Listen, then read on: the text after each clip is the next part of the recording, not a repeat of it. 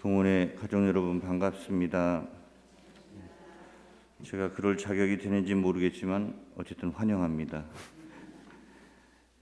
먼 길 오셨고 그 다음에 또 바쁜 일들 있을 텐데 그걸 포기하고 또 오셨을 거고 어쨌든 그런 여러분들께 하나님께서 큰 축복 내려주시기 바랍니다. 이 가을 날씨 참 좋죠. 단풍도 올해는 더 곱게 들은 것 같아요. 어쨌든 이 안에서 오늘 하루 잘 지내시면서 하느님 자비의 손길 만끽하시길 빕니다. 그가 먹고 있는 것이 바로 그다라는 말이 있습니다. 그가 먹고 있는 것이 그의 몸을 만들고 있기에 그런 말을 하는 거겠죠. 더 나아가서 한 사람의 먹거리에는 그 사람의 취향뿐만이 아니라 그 사람의 가치관, 인생관 같은 철학도 담겨 있습니다. 어떤 음식 재료를 선택하는지, 어떤 것을 사용해서 조리하는지, 어떻게 음식을 차리는지, 어떻게 음식을 식기에 담는지, 음식을 먹을 때의 모습은 어떤지, 먹고 난 다음에 뒤처리는 어떻게 하는지를 보면 그 사람이 보이고 또 그 집안이 보입니다. 그래서 음식은 철학입니다. 지금 그가 먹고 있는 것이 지금의 그를 만들고 있습니다. 이 말을 조금 달리하면 지금 내가 먹고 있는 것, 그 선택과 태도와 방식을 바꾸면 미래의 나도 바뀔 수 있다는 말이기도 합니다. 철학이 바뀌면 삶도 바뀌게 되어 있으니까요. 그가 먹고 있는 것이 바로 그다라는 말을 오늘은 좀 패러디해서 좀 더 영적인 말로 버전업을 시켜볼까 합니다. 그가 보고 있는 것이 바로 그다. 무엇을 보고 있는지, 어디를 보고 있는지, 어디까지 보고 있는지, 사실 이것이 그 사람의 모든 것입니다. 사람은 보는 것까지만 살아낼 수 있고 또 보는 대로 살게 되어 있습니다. 이 본다고 하는 것, 이 시선을 보고 우리는 관이라고 부릅니다. 인생관, 가치관, 세계관 할 때 그 관입니다. 이 시선은 우리의 믿음이기도 합니다. 우리는 보는 대로 믿고 믿는 대로 봅니다. 그리고 믿는 대로 행동합니다. 지금 말하는 믿음은 우리의 마음속 확신, 신념 같은 걸 말합니다. 많은 사람들은 보이는 것만 봅니다. 그리고 자기에게 보이는 대로 그것을 해석합니다. 이런 해석들이 쌓이고 쌓이면 그것이 우리의 확신이 되는 거죠. 그런데 우리가 사랑과 믿음과 희망할 때 그 믿음은 보이는 것이 아니라 눈에 보이지 않는 것에 대한 시선입니다. 눈에 보이는 것만 보느냐 아니면 눈에 보이지 않는 것도 보느냐, 어디까지 보느냐, 어디에 시선을 두고 있느냐, 그것에 따라 삶은 달라질 수밖에 없습니다. 음식이 사람의 몸을 만든다면 보는 것은 사람의 마음을 만듭니다. 그리고 그 마음에 따라 삶이 펼쳐지는 겁니다. 오늘 우리는 제1독서에서 그 유명한 7 형제와 어머니의 순교 일화 그 일부를 들었습니다. 이들은 하느님의 법을 지키고자 목숨을 말 그대로 초계와 같이 버렸습니다. 신체를 잔혹하게 절단당하는데 왜 안 무섭겠고 왜 안 고통스러웠겠습니까? 하나뿐인 목숨이 왜 안 아까웠겠습니까? 그래도 그들은 서로를 격려하며 장렬하게 순교합니다. 죽음 앞에서 초연합니다. 우리가 초연하다라는 말을 쓰는데 이 말은 얽매임이 없다는 말입니다. 경계를 넘어섰다는 말입니다.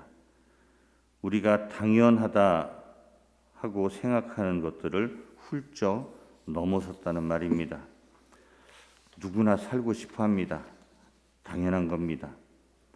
이 세상이 전부인 것처럼 보입니다. 눈에 보이는 것만 보고 믿고 사는 사람들에게는 그것이 당연한 것입니다. 그래서 이 세상에서의 성공적인 삶을 꿈꾸고 그것을 위해서라면 못할 일도 없습니다.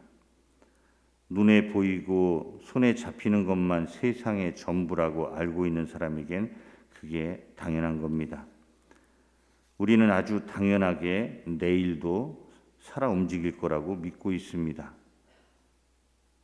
우리는 내가 갖고 있는 것이 내 가족들이 아주 당연하게 내 것이라고 생각하고 있습니다. 우리가 지금 이 자리에 앉아 있는 것도 아주 당연한 것으로 여기고 있습니다. 내가 마시고 있는 공기도, 내가 숨쉬고 있는 이 공간도, 내가 살아가고 있는 이 시간도 부지불식간에 당연한 것으로 받아들입니다. 그런데 하나하나 따져보면 세상에 당연한 건 생각보다 그리 많지 않습니다. 초연하다 할 때 이 초연은 이런 당연을 넘어서는 시선이 있어야 생기는 겁니다. 많은 사람들이 눈에 보이는 밭만 바라보겠지만 그 밭에 숨겨진 보물도 바라보는 사람이 있을 수 있습니다.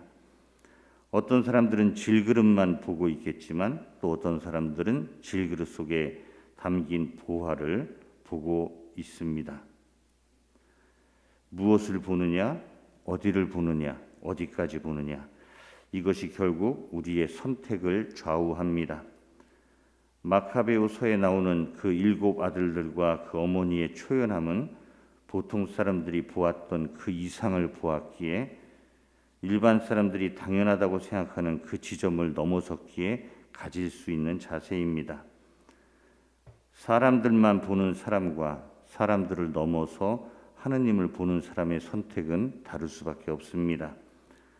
이 세상만 보고 있는 사람과 이 세상 너머를 보고 있는 사람의 삶은 다를 수밖에 없습니다.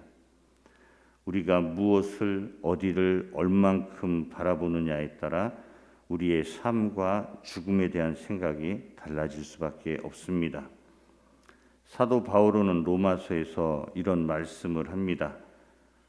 보이는 것을 희망하는 것은 희망이 아닙니다. 보이는 것을 누가 희망합니까? 우리는 보이지 않는 것을 희망하기에 인내심을 가지고 기다립니다. 오늘 복음에 등장하는 사두가이파 사람들은 이 현세의 삶이 우리 삶의 전부이고 이 세상을 넘어 다른 세상은 없다고 생각했습니다. 무신론자들은 아니었지만 내세를 믿지 않는, 하느님은 믿지만 이 현세가 전부라고 생각하는 아주 독특한 생사관을 가졌습니다. 그들에게 있어 하느님은 이 현세에서만 징벌과 축복을 관장하시는 분이었습니다. 그러니 지금 잘 먹고 잘 사는 사람들은 하느님의 축복을 받은 것이고 지금 고생하며 시련을 겪는 사람들은 다 하느님께 벌을 받고 있는 거라고 생각했습니다. 사실 하느님을 믿는다고 하면서 저 세상을 보고 희망하고 있지 않다면 그런 하느님은 하느님이 아니죠. 우상입니다. 사두가이파 사람들이 참 요사스러운 신앙관을 가졌다고 욕할지 모르겠지만 생각해보면 어쩌면 하느님을 믿는다고 하면서 저 세상이 아닌 이 세상에서의 성공과 행복을 구하는 요즘의 신앙인들도 내면의 정신세계는 사두가이들의 그것과 큰 차이가 없습니다.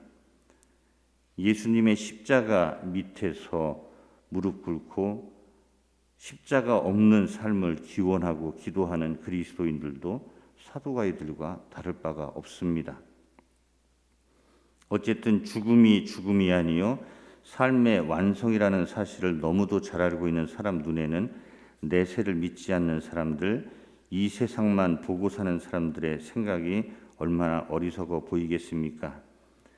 예수님의 눈에는 이런 사두가이들, 하느님보다 세상을 더 믿어주는 신앙인들의 모습이 참으로 안타까워 보였을 겁니다. 부활이 없다고 주장하는 사두가이들에게 예수님은 이렇게 말씀하십니다. 저 세상에 참여하고 또 죽은 이들의 부활에 참여할 자격이 있다고 판단받는 이들은 천사들과 같아져서 더 이상 죽는 일도 없다. 그들은 또한 부활에 동참하여 하느님의 자녀가 된다. 이 세상이 아니라 저 세상에 시선을 두고 하느님을 희망하고 있는 사람들, 자신의 뿌리가 이 세상에 있지 않고 하느님께 있음을 믿어주는 사람들, 그래서 이 세상에서 예수님을 따라 살며 사랑하고 사랑받기를 성실하게 배운 사람들은 천사들처럼 거룩하게 변모하고 하느님의 사랑으로 꽉 채워진 존재가 된다고 말씀하고 계신 겁니다. 이런 참 신앙인에게 죽음은 땅에서 하늘로의 건너감이고 모든 속박과 굴레에서 벗어나는 해방입니다. 그런데 우리는 참으로 약하죠.